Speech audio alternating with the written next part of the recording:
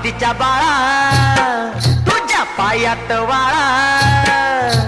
पार्वतीच्या बाळा तुझ्या पायात वाळा, पुष्पहारांच्या घातल्यात माळा, ताशाचा आवाज,